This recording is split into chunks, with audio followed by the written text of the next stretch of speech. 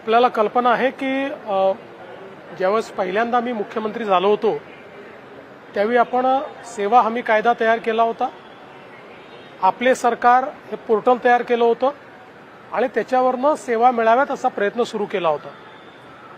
आता हा जो काही आपले सरकारचं जे वर्जन आहे हे जुनं झालेलं आहे आणि म्हणून आपण समग्र नावाच्या एका संस्थेशी करार केला. या संस्थेने आपल्या ज्या काही सगळ्या प्रोसेसेस आहेत त्याचा अभ्यास केला. लोकांना कुठल्या सेवांची आणि योजनांची जास्तीत जास्त निकड आहे त्याचा अभ्यास केला आणि आता त्या संदर्भात एंड टू एंड आपण डिजिटाइज पद्धतीनं लोकांना त्या सेवा देण्याचा प्रयत्न करणार आहोत.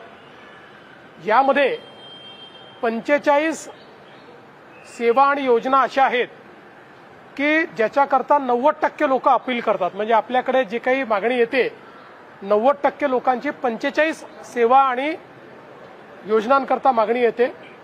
त्याचं बॅकएंड इंटिग्रेशन हे 26 नोव्हेंबरपर्यंत करायचा आम्ही निर्णय केलेला आहे.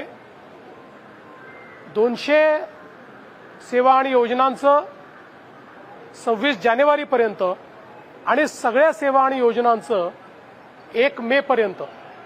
आणि याच्यामध्ये आपले सरकार हे जे पोर्टल आहे याचं सेकंड व्हर्जन येणार आहे जे अतिशय सोपं असणार आहे.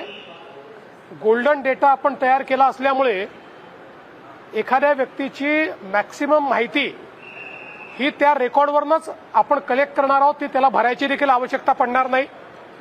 त्यामुळे अतिशय सोपी अशा पद्धतीची जी काही व्यवस्था आहे ती उभी राहणार आहे आणि लोकांना जेवढे टप्पे आहेत एखादी समजा सेवा मिळवायची आहे सर्टिफिकेट मिळवायचं आहे आणि त्याच्यामध्ये जर 4 टप्पे असतील तर कुठल्या टप्प्यावर त्यांचा अर्ज आहे हे देखील पाहता येणार आहे आणि त्या निश्चित वेळेत ते पूर्ण होत आहे की नाही हे देखील त्यांना पाहता येणार आहे.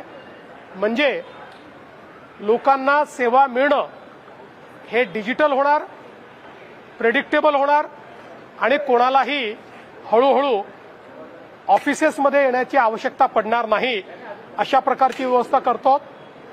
आणि या सेवा व्हॉट्सअपवर देखील आपण उपलब्ध करून देतो आहोत. मला असं वाटतं यामुळे लोकांचा जो काही एक्सपिरियन्स आहे तो अतिशय सोपा होईल आणि गव्हर्नन्समध्ये आपलं राज्य इतर राज्यांच्या तुलनेत पुढे जाईल अशा प्रकारचा आपला प्रयत्न आहे.